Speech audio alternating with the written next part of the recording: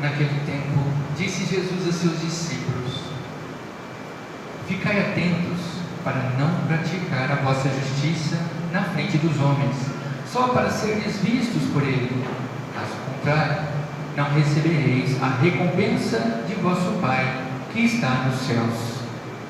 Por isso, quando deres esmola, não toques a trombeta diante de ti, como fazem os hipócritas nas sinagogas e nas ruas, para serem elogiados pelos homens. Em verdade vos digo, eles já receberam a sua recompensa. Ao contrário, quando deres esmola, que a tua mão esquerda não saiba o que faz a tua mão direita, de modo que a tua esmola fique oculta, e o teu Pai, que vê o que está oculto, te dará a recompensa. Quando orardes, não sejais como os hipócritas, que gostam de rezar em pé nas sinagogas e nas esquinas das praças, para serem vistos pelos homens. Em verdade eu vos digo, eles já receberam a recompensa.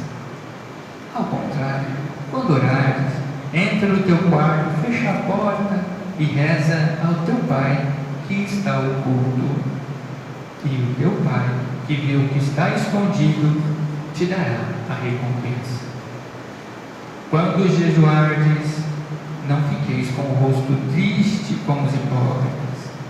Eles desfiguram o rosto para que os homens vejam que estão jejuando. Em verdade vos digo, eles já receberam a sua recompensa. Tu, porém, quando jejuares, perfuma a cabeça e lava o rosto, para que os homens não vejam que estás jejuando, mas somente teu Pai que está oculto. E o teu Pai, que vê o que está escondido, te dará a recompensa. Palavra da salvação. Glória a vós, Senhor.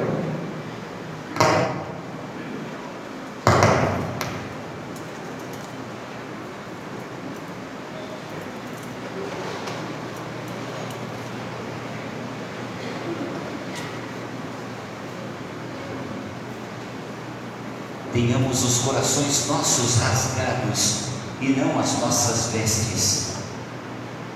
Dificilmente rasgaríamos as nossas vestes, senão por algo fortuito, inesperado. Mas e os corações? Será que os temos rasgados?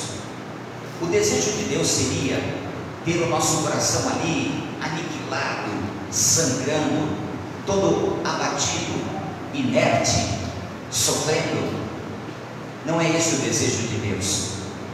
Portanto, esse rasgar-se não está no sentido de aniquilar-se pelo sofrimento, pela dor, nada mais fazer na vida, senão esperar pela morte. Não é isso. Rasgar o coração significa tirar-lhe o asfalto que ali foi posto, o concreto que ali foi jogado, fazendo com que se rompam os muros, todos os obstáculos para o amor, porque o nosso coração foi feito para amar e para ter consigo amor.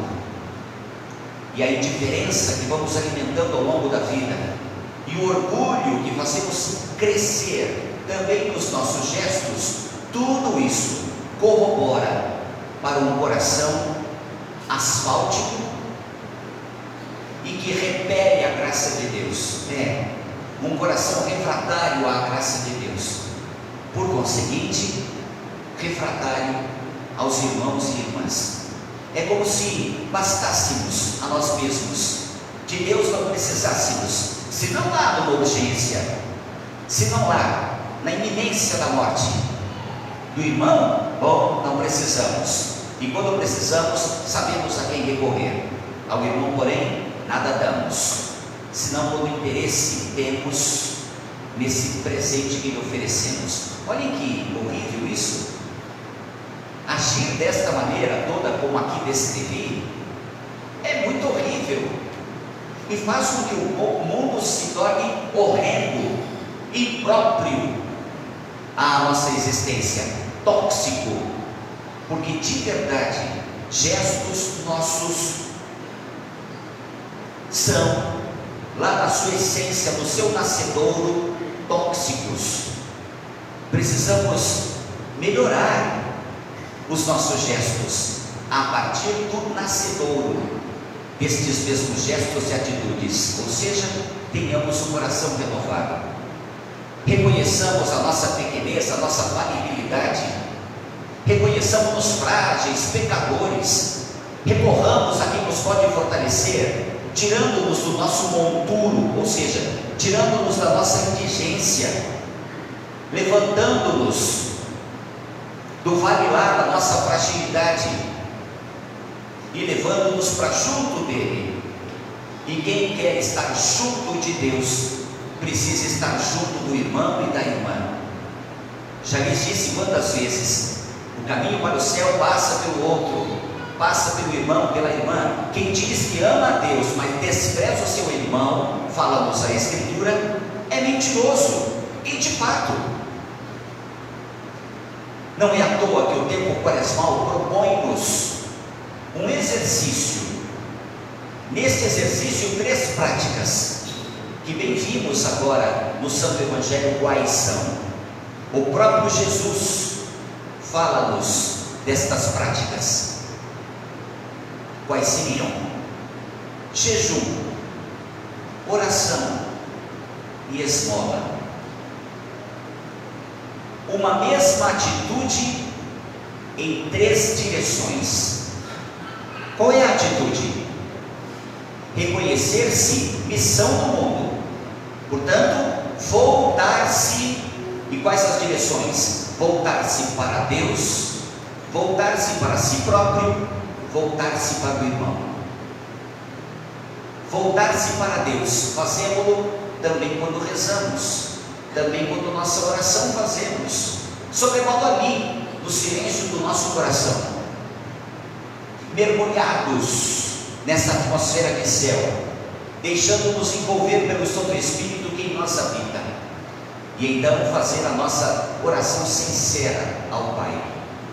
Que coisa não? Não, eu não tenho tempo para rezar, eu não disponho do tempo que você dispõe, indo à igreja quase que todos os dias. Paciência, eu tenho mais o que fazer.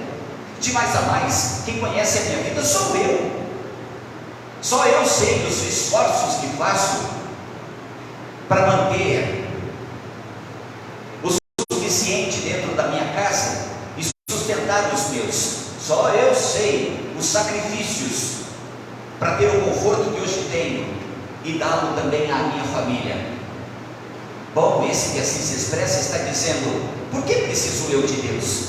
Se eu cruzar os meus braços, se eu rezar e deixar de fazer aquilo que de verdade me importa e me é caro, eu seria um fracasso, eu vou experimentar a derrota.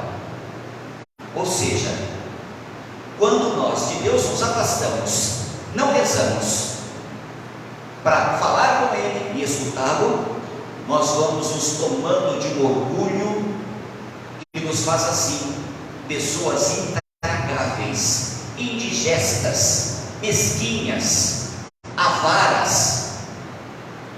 Isso vai nos tornando fétidos, asquerosos, nojentos. Porque só Deus traz consigo o odor da santidade, e Ele o dá a quem dele se aproxima e se deixa por Ele tocar. Já não viram aquela frase? Mãos que dão rosas ficam perfumadas. Pois bem, Deus traz consigo esse odor da santidade, a santidade em si, e nós a tomamos quando dele nos aproximamos. Para tanto, ouçamo-lo, falemos com Ele,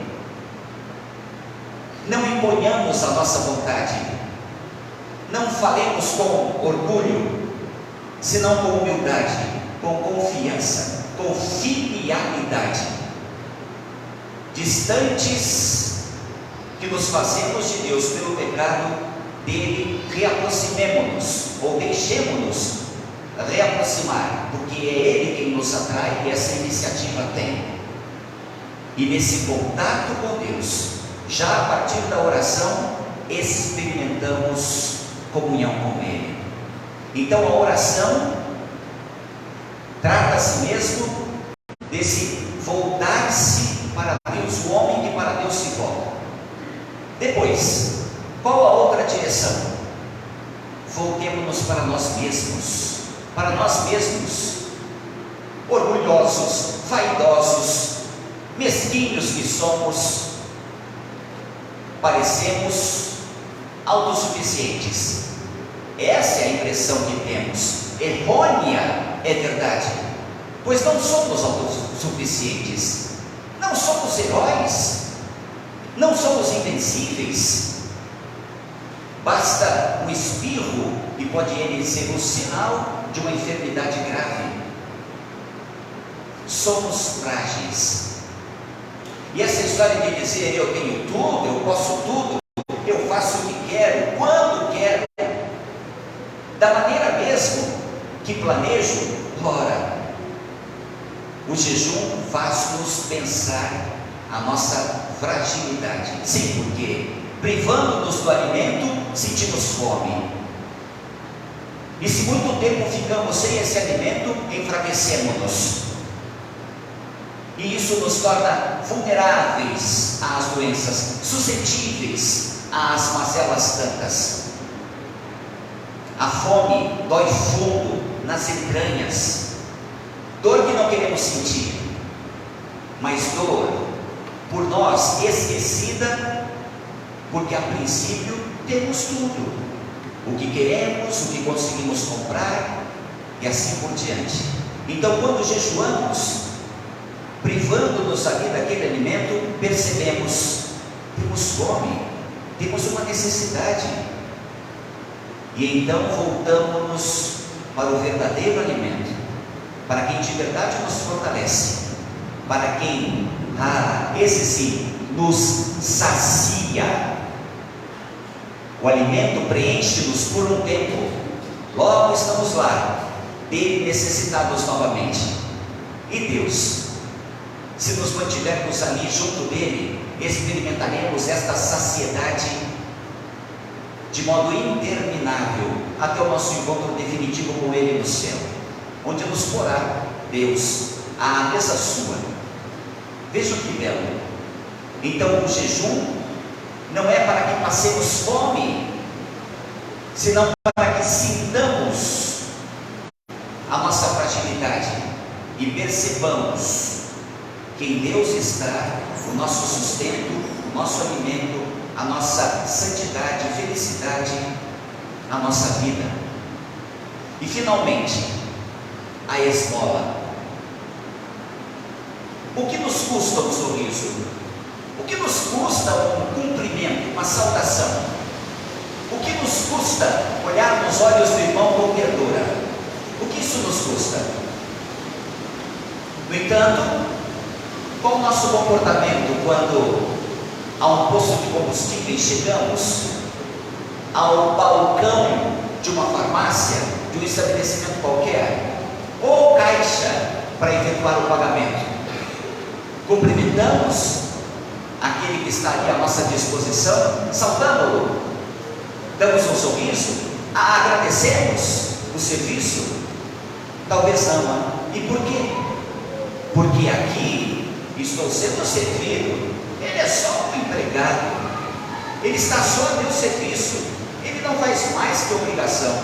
Notem, por que esse orgulho? E por que descurar das necessidades do irmão? Quem aqui quer ser maltratado? Quem aqui quer ser esquecido, humilhado, desprezado?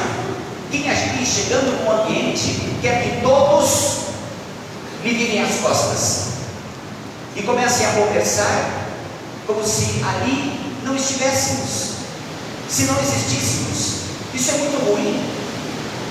E talvez estejamos cumprindo, talvez estejamos nos relacionando deste modo com as pessoas à nossa volta, até mesmo dentro da nossa família.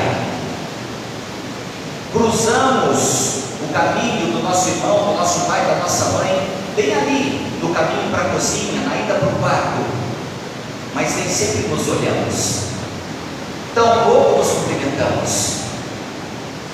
Então, queridos, que de verdade a esmola nos faça perceber que existe um irmão ao nosso lado e que sua necessidade é tão legítima quanto a nossa, e os seus sentimentos são tão profundos quanto os nossos, e a sua dor tão contundente quanto a nossa dor.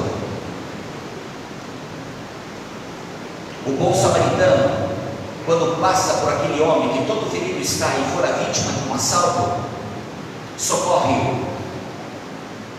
E qual mesmo a coerência que aí vemos? Ele vê, sente compaixão e cuida dele. Nós às vezes nem vemos, e quando vemos, nisto paramos no olhar, dizendo: que pena, que dó, pobrezinho. Isso parece bastar, pois não basta. Não basta para o irmão que fome tem, não basta para o irmão que triste está esse nosso olhar. É preciso sentir compaixão, e é preciso nos aproximemos e cuidemos dele, de quem vive o seu luto agora, de quem convalesce em seu quarto ou quem sabe no hospital. Quem chora uma perda precisa do nosso afago, do nosso afeto. Então vamos lá: jejum, oração e enfim a esmola. Aproximamos-nos de Deus, voltando-nos para Ele através da oração. Pelo jejum vemos a nossa própria fragilidade e necessidades, e as reconhecemos também no irmão, quando a ele a esmola damos. Mas como nos diz Jesus no Evangelho, tudo pela razão certa. A oração seja feita a partir da sinceridade do nosso coração, o nosso coração que voltado está para o bem. Oração não com orgulho, senão com fidelidade, com confiança. A esmola não seja para que outros reconheçam-nos bons e nos aplaudam, senão para atender a necessidade do irmão, porque dele temos compaixão e queremos de verdade ajudá-lo. O jejum seja feito não para que impressionemos o outro pela capacidade que temos de ficar sem o alimento. Nós ouvimos Jesus dizer: lave o rosto, põe água aí na sua boca, perfume-se. Não deixe que o outro note, ou então desconfie que você está fazendo jejum. Quem precisa saber desta sua prática é Deus, que vê o que está no silêncio do coração, que vai aos recônditos da alma, às entranhas nossas, e ali percebe nossas reais intenções.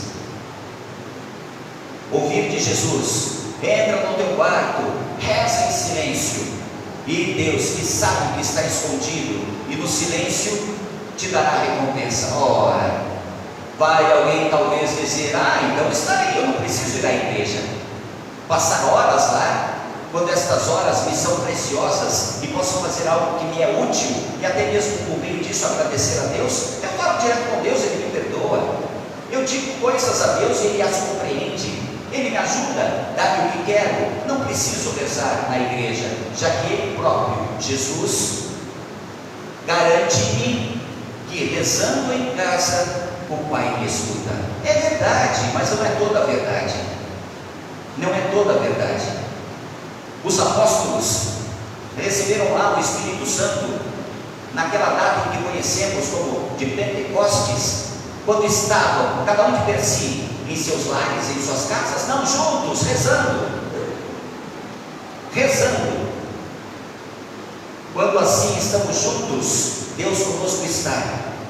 Melhor do que rezar em casa, minha própria intenção é rezar assim em assembleia, porque a minha intenção é posta para que os outros a conheçam e por ela também rezem, e para que eu reze exatamente por aquelas intenções que meus irmãos trazem consigo. E mais, quando em casa rezamos, somos nós falando ao Pai. Quando aqui estamos, é o próprio Cristo que ora, que reza ao Pai, porque este sacrifício que aqui se dá não é um sacrifício que nós oferecemos, senão um sacrifício que é o próprio Cristo dando-se ao Pai por nós. É Ele o altar, é Ele o sacerdote e é Ele o cordeiro. Olhem, então esta oração é a oração que o Cristo faz, dela participamos, portanto é muito mais preciosa, valorosa, sumamente importante, insubstituível e invencível, mais que as nossas orações. Nós apenas as associamos e as entregamos para que o Cristo reze e se ofereça ao Pai por nós. Que tal sair daqui dispostos a viver estas práticas quaresmais, e que não se aplicam só a este tempo, mas para toda a vida nossa? Que os sinais sejam acompanhados de gestos. Para encerrar, teremos as cinzas impostas sobre as nossas cabeças. Está aí um sinal, mas o sinal sozinho não fala, não fala. Precisa este sinal vir acompanhado de gestos que corroborem com ele, que melhor o explicitem. Alguém está todo de preto, talvez pensemos, está de luto, mas dado o comportamento que tem, jamais o teremos como fazendo luto. E não é que ele acabou de sepultar a esposa, e não é que acabou de sepultar o seu pai. Então o sinal que as vestes trazem não é corroborado com gestos, com comportamento. De nada adiantam as cinzas sobre as nossas cabeças se não estamos fazendo penitência, se isso não nos ajuda a pensar a nossa falibilidade, a nossa miséria. Ter as cinzas sobre nós é mais do que tê-la na nossa testa. Observem, o sinal não está na testa, está no alto da cabeça. As cinzas não estão para a testa, estão para o alto da cabeça, por isso imposição. E sabe por que no alto da cabeça? No alto, estamos abaixo destas cinzas, somos pó e precisamos nos reconhecer assim. Viemos deste pó e voltaremos ao pó, e o que fizemos de toda a nossa vida, fizemos-la pó ou sacrifício de agradável odor a Deus, por um comportamento que a Ele agrada, através de gestos que socorrem os nossos irmãos, para que juntos cheguemos ao céu. Pensemos.